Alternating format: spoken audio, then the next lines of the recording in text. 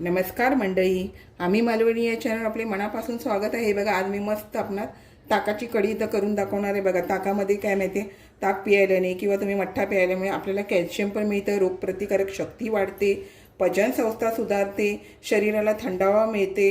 आता बघा कढीमध्ये असलेले जे बेसन आपण घालतो ना ते पोटासाठी अत्यंत फायदेशीर असते। त्यामुळे काय माहिती बद्धकोष्ठता नाही, गॅसेचा त्रास पण कमी होतो। बेसनामुळे शरीराला आपल्या प्रथिने पण मिळतात आणि दह्यामुळे कॅल्शियम पण मिळतं, त्यामुळे आणि हाडांची मजबूती पण वाढते। त्यामुळे मी तुम्हाला एक कढी फुटू नये म्हणून बेसनाचं पीठ वापरून मी तुम्हाला कढी बनवून दाखवणार आहे। तर चला तर आपण ही रेसिपी स्किप न करता पहा। तर चला तर आपण आता रेसिपी पाहायला घेऊया ताकाची कढी। हे बघा ताकाची कढी करायची आहे, त्यासाठी आपण हे ताक घेतलेलं आहे। दह्याची पण कढी तुम्ही करू शकता। आता हे मी ताक घेतलेलं आहे। आता ताकामध्ये आपल्याला कढी फुटू नये त्यासाठी मी काय आता दाखवते। आता हे ह्या मापाने 2 चमचे हे बेसन पीठ घेतलेलं आहे आणि यामध्ये आधी आपल्याला अगदी थोडंसं ताक घालून गुठळ्या मोडून घ्यायचे, जेणेकरून काय माहिती आहे व्यवस्थित ह्या गुठळ्या, जास्त तुम्ही ताकामध्ये घातलं ना आणि मोडत बसलात तर वेळ लागतो। असं थोडंसं ताक घालून आपल्याला या सर्व गुठळ्या यामध्ये मोडून घ्यायचे। ह्या गुठळ्या मी मोडून घेते। हे बघा आता या सर्व अशा गुठळ्या आपल्या ह्या मोडल्या गेलेल्या आहेत बेसनच्या, अजिबात यामध्ये गुठळी राहिलेली नाही। आता आपण काय करायचं, हे बेसन आहे यामध्ये हे आपल्याला मिक्स करून घ्यायचं आहे। आपल्याला यामध्ये आता हे व्यवस्थित एकजीव करून घ्यायचं आहे। राहिलेल्या ह्याच्यामध्ये आपल्याला असं ताक घालून सर्व हे आपल्याला एकत्र करून ह्यामध्ये घालून घ्यायचं अशा पद्धतीमध्ये। हे बघा असं सर्व, जेणेकरून काय माहिती आहे जरी उकळी आली ना तरी आपली ताकाची कढी फाटत नाही। तर हे आपल्याला सर्व व्यवस्थित असं ढवळून घ्यायचं आहे। आता हे बघा आपण आता हे व्यवस्थित असं हे करून घेतले। आता ताकाच्या कढीला काय काय लागणार आहे ते आपण बघूया। हे बघा मी कढीपत्ता, हिरव्या मिरच्या 4 घेतलेल्या आहे, मोहरी घेतलेली आहे, हिंग घेतलेली आहे, लसूण घेतलेली आहे, हळद, मीठ, तेल आणि पाणी तर आपल्याला लागणारच आहे। बघा काही जण लसूण किंवा मी पण कधी कधी लसूण आणि मिरची ह्याचं आपण ठेचून वगैरे घेतो आणि थोडंसं आलं वगैरे घालतो, पण आता मी आलं पण वापरणार नाही की लसूण आणि मिरची ठेचून घेणार नाही। मी सगळं डायरेक्ट अशा पद्धतीमध्ये लसूण अशी बघा एवढा मोठा असा तुकडा केला, अशा पद्धतीमध्ये मी ताकाची कढी करणार आहे। तर तुम्ही व्हिडिओ स्किप न करता पहा, मी तुम्हाला लसूण अशी का ठेवली आहे ते पण सांगणार आहे। तर चला आपण ताकाची कढी करायला घेऊया। आता हे बघा तेल गरम झालं तसं आपल्याला 1 चमचा मोहरी घालून घ्यायची, मोहरी छान तडतडून घ्यायची। हे बघा मोहरी छान अशी तडतडायला लागली की आपल्याला ह्या लसूण घालून घ्यायचे, लसूण व्यवस्थित भाजू द्यायचे आपल्याला। आता थोडासा गॅस जरा मीडियम करूया आणि लसूण भाजून घेऊया।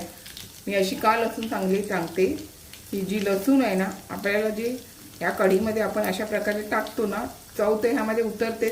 चेतून टाकली तरी चालेल आणि अशा पद्धतीत टाकली तरी चालेल। या कढीतली लसूण खायला 1 नंबर लागते मंडळी। आणि बघा आपल्या शरीरामध्ये जर चरबीच्या अशा गाठी वगैरे होतात त्याच्यासाठी लसूण फायदेशीर आहे। लसूण तर प्रत्येक गोष्टीला तिचा फायदाच होतो, पण जर गाठी वगैरे अशा असतात ना चरबीच्या, त्याच्यासाठी लसूण आवर्जून खायच्या। आणि तुमच्या पदार्थात लसूण असेल तर तुमच्या शरीरासाठी ती 1 नंबर आहे।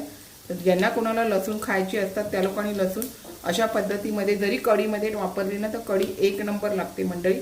टाकून बघा आणि एकदा खाऊन बघा आणि मग मला कमेंट करून सांगा की कशी लागते कढीतली लसूण। आपण तुम्ही म्हणजे ठेचा करून घातलात तरी चालेल, पण जर अशा पद्धतीत घातलात ना तर तुम्हाला खायला ही लसूण छान मिळणार। हे बघा आणि लसूण आपल्याला चांगली भाजू द्यायची, भाजून द्यायला पाहिजे, ज्या लगेच हे नाही करायचं। आता ही थोडीशी भाजली गेली, अजून आपली ती मिरची वगैरे टाकल्यावर अजून भाजली जाणार। तर आता ह्या 4 हिरव्या मिरच्या आहेत त्या घातल्या आहेत मी, आणि हाताबरोबर यामध्ये थोडीशी कढीपत्ता घालते। कढी बोलले तर कढीपत्ता ही हवी, त्याच्यामुळे कढीपत्ता ही आवर्जून कढीमध्ये घालायची। आणि मिरच्या अशा का घातल्या, जर ज्यांना मिरच्या वगैरे खायच्या नसतात कढी मग ठेचा करून घातला ना मंडळी तर पिताना मग मिरची वगैरे लहान मुलांना वगैरे लागली तर मग मुलं मग रडत राहणार। तर त्यापेक्षा ना अशी मिरची वगैरे असेल तर काढून ठेवली ना आणि नुसतं कढीचं पाणी दिले तरी मुलं आवडीने पितील। म्हणून मी अशा प्रकारे मी तुम्हाला ही कढीची रेसिपी दाखवत आहे। तर आता आपण हे व्यवस्थित असं थोडंसं भाजून घेऊया। हे बघा मिरची कढीपत्ता वगैरे व्यवस्थित भाजलं गेलं तर आपल्याला हा अर्धा चमचा हिंग घालून घ्यायचं। हिंगामुळे छान चव येते। आणि ही अर्धा चमचा हळद घालून घ्यायची। आता हे हळद मी कढीमध्ये का नाही येते अशामध्ये जरासा कच्चापण असतो ना तो निघून जाण्यासाठी अशा प्रकारे घालून घेतली। आता थोडंसं 1 मिनिटाचं असं परतून घ्यायचं आणि बारीक गॅस करून आपल्याला ह्यामध्ये पाणी घालून घ्यायचं आहे। तुम्ही डायरेक्ट कढी ओतलात ना तर फुटण्याची शक्यता पण असते, त्यामुळे प्रथम आहे ना पाणी ओतून घ्यायचं। आणि आता आपल्याला ह्यामध्ये आपलं ताक आहे ना ते ओतून घ्यायचं। हे बघा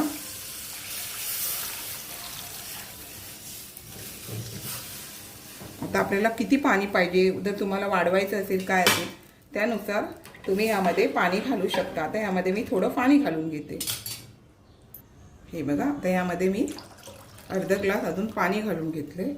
कढी थोडी पातळ असती ना तरी भाताबरोबर 2 घास जास्त जातात आणि प्यायला पण कढी छान लागते। आणि आता आपल्याला हे हलवत राहायचे आहे। तुम्ही गॅस असं म्हणजे चमचा बाजूला काढला आणि उभं राहिलं तसं नाही, तुम्हाला सारखं सारखं ढवळून घ्यायचं आहे। तुम्ही जर नुसतं बाजूला राहिलात आणि आपले होते तर नाही, मग ते तुम्ही चण्याच्या पिठाचं जरी अळ्यान लावलं तरी ती फुटण्याची शक्यता आहे। त्याच्यामुळे तुम्हाला हे अशा प्रकारे हलवून घेतच राहायचं आहे। मग आता हलवून घेता घेता आपल्याला मीठ पण व्यवस्थित लागलं पाहिजे ना, त्यामुळे चवीनुसार आपल्या हाताबरोबर मीठ घालून घ्यायचं आणि आपल्याला हे व्यवस्थित असं ढवळून घ्यायचं। आपल्याला सारखं अजिबात चमचा उचलायचा नाही आणि आपल्याला व्यवस्थित असं ढवळून घेतलं तरच तुम्हाला छान अशी कढी मिळणार। तर आता मी व्यवस्थित असं ढवळून घेते।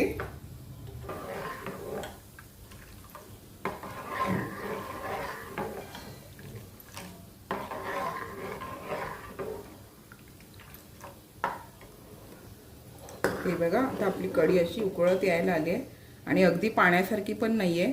थोडंसं बेसन घातलं कढी तर फुटत पण नाही आणि कढी घट्ट पण होते छान अशी, म्हणून तिला चांगली असे 2-3 वेळा चांगली आपल्याला उकळून घ्यावी लागते। तर आता ही आपण छान अजून उकळून घेऊया। हे बघा कढी छान अशी आपली उकळू लागली आहे। अशा पद्धतीत केली ना तर मंडळी कढी फुटत नाही। नाहीतर तुम्ही असं, आणि जर तुम्हाला अशा पद्धतीत करायची नसेल ना तर नुसतं ताक ओतल्याच्या नंतर ना ताकाचीच नुसत्या करायची असेल तर लगेच गॅस बंद करून घ्यायचा आणि बारीक गॅसवरच तुम्हाला करायला पाहिजे। आता हे बघा छान अशी आपली उकळी येते। बेसन टाकल्यामुळे तुम्हाला 2-3 वेळा उकळी अशी काढून घ्यायला हवी आहे। लगेच गॅस बंद नाही करायचा, छान असं उकळू द्यायचं। मग अशा पद्धतीत कढी करत असाल तर ही बघा अशी छान उकळी येते आणि अजिबात कढी तुमची मग फुटली जाणार नाही आणि प्यायला पण छान लागते आणि भाताबरोबर तुमचे 2 घास या उन्हाळ्यामध्ये चांगले जातात आणि मस्त भूक पण लागते। आणि तुम्हाला माहिती आहे ताक दही किती फायदेशीर आहे, त्यामुळे गरमीमध्ये अशा पद्धतीमध्ये तुम्ही नक्की ताकाची कढी करून खा। हे बघा अशा आता मी 2-3 वेळा छान वेळा अशी उकळी येऊ दिली। आता आपल्याला गॅस बंद करून घ्यायचा आहे। मस्त आपली अशी ताकाची कढी तयार झालेली आहे आणि आता आपल्याला यामध्ये कोथिंबीर घालून घ्यायची। गॅस बंद करून मी आता मस्तपैकी कोथिंबीर घालून घेतली आहे। छान अशी बघा मी ताकाची कढी करून दाखवलेली, अजिबात फुटत नाही। अशा पद्धतीत केली तर आपण पण नक्की अशा प्रकारे करा आणि भाताबरोबर 2 घास जास्त खा। हे बघा मंडळी छान अशी मी आपणास ताकाची कढी करून दाखवलेली आहे। अजिबात फुटत नाही अशी कढी करून दाखवलेली आहे। अशाच नवनवीन रेसिपी किंवा इतर व्हिडिओसहित मी आपणास कायम भेटतच असते। आपण माझ्या चॅनलला लाईक शेअर सबस्क्राईब हाईप करायला विसरू नका। चला तर आता इथेच थांबते। मस्त खा आणि स्वस्थ राहा। आपण माझे व्हिडिओ पूर्ण पाहता त्याबद्दल मनापासून खूप खूप धन्यवाद।